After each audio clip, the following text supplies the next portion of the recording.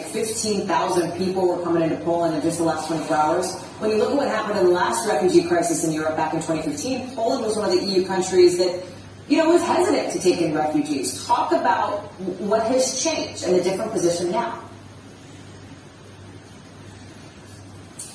Yeah, well, just to put it bluntly, these are not refugees from Syria. These are refugees from neighboring Ukraine. And that, quite frankly, is part of it. These are Christians, they're white, they're very similar to people who live in Poland. Me, I'm sorry. It's very emotional for me because I see European people with blue eyes and blonde hair being killed, children being killed every day with Putin's missiles. Listen, I don't want to put any words in anybody's mouth. I just want you to take a look at this CBS. News report that was going on. This meme is very They had a real. reporter in Kyiv, Ukraine, on the ground real. talking about the issue. I just wanted to show you guys what he had to say about it. Now with the Russians marching in, it's changed the calculus entirely. Tens of thousands of people have tried to flee the city. There will be many more. People are hiding out in bomb shelters. But this isn't a place, with all due respect, like Iraq or Afghanistan, that has seen conflict raging for decades. This is a relatively civilized, relatively European, I have to choose those words carefully too, city where you wouldn't expect that or hope that it's going to happen. So it's partly human nature, but they are not in denial. Civilized and European. Oh, my bad. Not even civilized. Relatively civil. Yeah, he's walking down the street. He's like, ugh. I mean, okay, I guess. I mean, close enough. He's like, I mean, they're like relatively civilized. I mean, compared to those backwater brown countries, relatively civilized, European, I guess. It's them. I'm from India. Fuck that dude. Yeah. Slavs, relatively civilized, bro. It's not like any of those other countries. And honestly, I think he has a point in the sense that that's how a lot of the people view it. That's how a lot of people view it. We expect this. We expect it because they're uncivilized and not European, from like Pakistan or Saudi Arabia, the Middle East, about like places in Africa or South America, Central America as well. We expect that from them. Oh, that's just like how they are. They're not as civilized as us. They're not like us. Okay? They're different. They're so different. And the thing is, you want to talk about civilization? Take a look at this. And someone posted this, and this is true. This is what Afghanistan looked like before we started to use it as our little proxy war, our little playpen, us in the USSR, back between the 1930s to 1970s, before everything happened, and all the destruction happened in the 1980s to today. This is what Afghanistan was. I think this is civilized, relatively European. I don't know why it being relatively European means to matter anything at all. I think this is really ridiculous. But like this idea that like, oh, we expect it from them. We've already destroyed them. They're already done. Yeah, Kabul was an amazingly beautiful place. Yeah, these are Afghans. These people are civilized. They have civilization before it was all taken from them. So I think this is the big reason why we don't care about Yemen, or we don't care about Kashmir, or we don't care about Afghanistan or Syria, or Palestine. Even though a lot of people don't want to say it, I think some people, honestly, yeah, it was literally Ben Shapiro's old tweet, which was, what was it? Israelis like to build and Muslims like to blow shit up and like live in sewage. It was kind of like that. They're not relatively civilized. They're not like us. They're not European. The reason why we care now is because they're kind of white enough. And their problem, honestly, is with a much bigger nation like Russia that is easy to hate already. But our work that we did to help destabilize and destroy the Middle East and a lot of these other countries just wasn't touched. Nobody cares. And Britain didn't. I mean, remember all the damage that like England, Britain, and Europe did to places like Africa, to Afghanistan, the Middle East. I mean, the whole issue between Pakistan and India is all because Britain came in and was like, well, you guys want peace? I guess I don't know. They just quickly like squiggled some lines and said, there you go, you guys over there, you guys over there. Overnight, millions of people became refugees and led to so much conflict. And still in Kashmir, there's still so much conflict, and we just don't care. We just don't care. Listen, bro. All right, I don't want to have to be that person. I don't want to have to be that person, okay? But I just got to tell you, in Europe, they love blowing shit up, okay? I'm sorry. I say what has to be said. Those Europeans, they love them some war. I don't know what's gotten into them. I don't know what they do or why they do it. They love them some war. Back in the day, moms used to literally cry and say they don't have a son if their sons didn't want to go die in some like random war. It was Europeans' favorite pastime to go and kill each other's now. All right. What did Chomsky say? Chomsky said, and I don't want to co-sign all of the words of like Chomsky on this issue, right? But I'm just saying that his point made a little bit of sense. I think he said something along the lines of like Europeans are the most like war hungry, violent group of people. No, I don't want to co-sign that necessarily, but I will say that the only thing that stopped Europeans from continuing to do all of their wars, which is like, you know, the wars between England and Ireland, and England and Wales, and England and Scotland, and Germany and England, and Germany and France and Spain and England, and Poland and everyone, and Germany and everyone. The only thing that stopped them now, and obviously the and like Slavs and Russians and everything, right? The only thing that stopped them is the fact that now that nuclear warheads are involved, that they know the next time they do another one of they know the next time they play the game, it'll probably be the last time they play the game. Yeah, in England and the entire world, they know the next time they play the game is going to be the last time that they play the game. It won't be as fun anymore. That's what happened with the Great War. Both World War I and World War II. That's when Europe realized that this game isn't fun anymore. Oh, when it was just like a couple of villages that got taken and a couple of slaves that got taken. Whatever.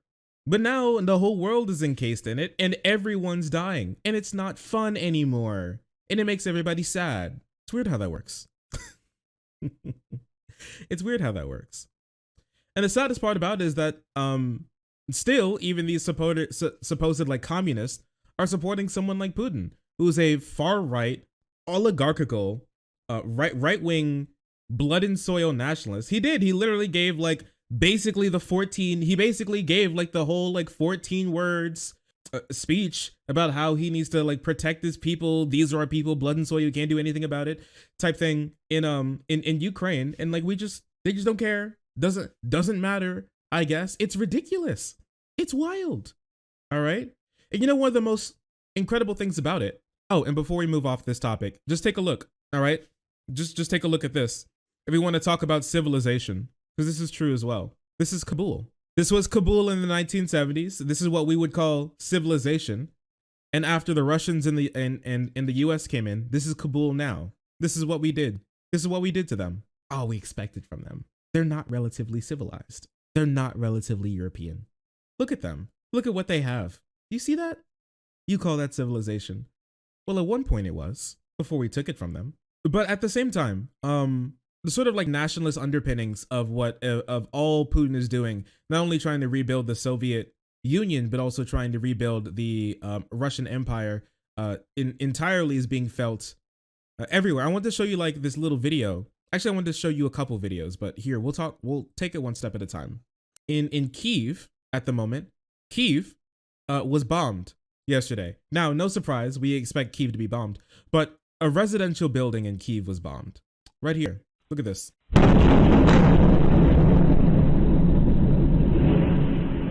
That was a high-rise apartment building that ate a Russian missile. There. High-rise apartment building. They said that they weren't going to be attacking any apartment buildings. That's what they did. Someone had a camera in their apartment, and this is what happened when they got hit. Просто жесть. Прикидываешь дома сидеть, Богдан? У нас дырка, просто в зале дырка.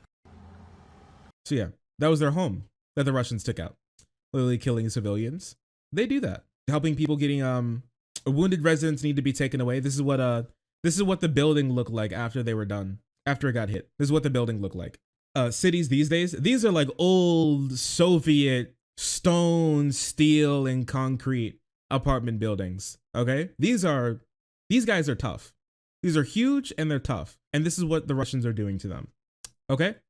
But the thing is, oil terminal bombed 5 minutes ago. Here, we'll look at it. I wanted to thank you for this. We'll get into like we'll update ourselves on like everything live in a moment. I would like to finish this first. I appreciate it though. It's not just this, right? Because even the people who are being forced to be a part of this, I want to have like a little bit of sympathy for as well. I feel bad not only for like the resident, like your average Russians, who didn't want this, but I also feel bad for the soldiers as well who are being sent into this. Now, some are fully gung-ho when it comes to taking back Ukraine, but a lot aren't. If you want to know why the Russian military isn't doing as well, there's a couple of reasons. For one, Putin doesn't want to take all of his military and send them into Ukraine. He can only do so much, and he doesn't want to tear down all of Ukraine. He doesn't. Once again, he was right, and he did say one thing necessarily.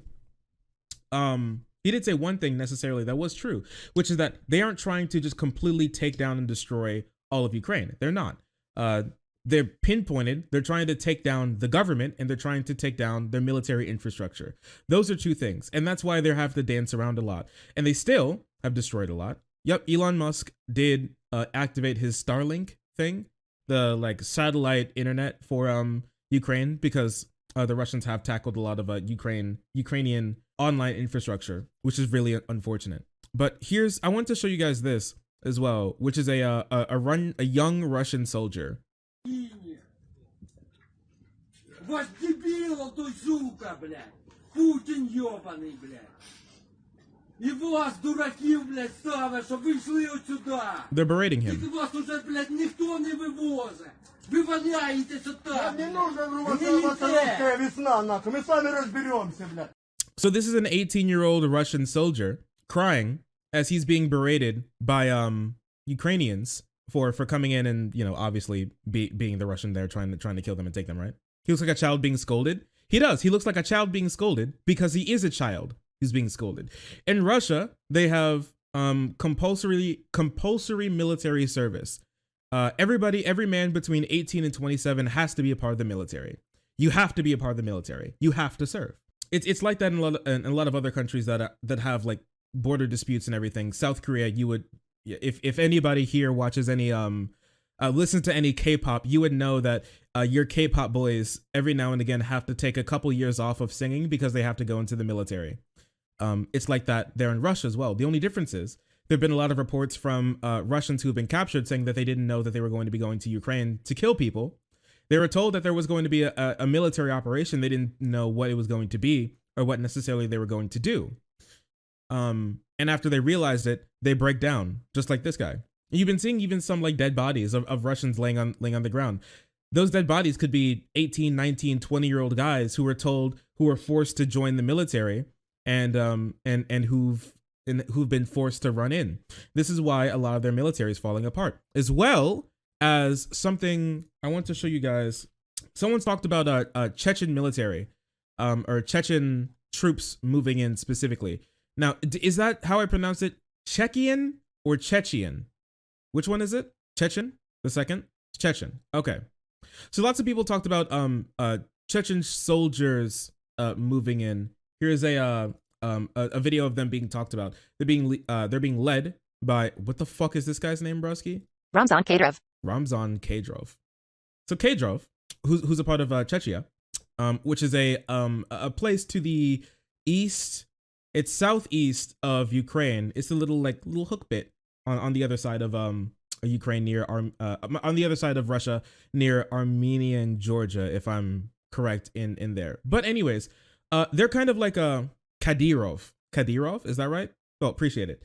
Yeah, it's north of Georgia. Yes, appreciate it. So a big reason why these guys are being used and not more ethnically German nationals are being sent, national soldiers are being sent in is for one very important reason, one very curious reason. 10,000 troops have been mobilized that they would like to use and send out at least a portion of them into Ukraine. The big reason why Putin chose these guys to move in now is because he'll know they'll die. It's really interesting.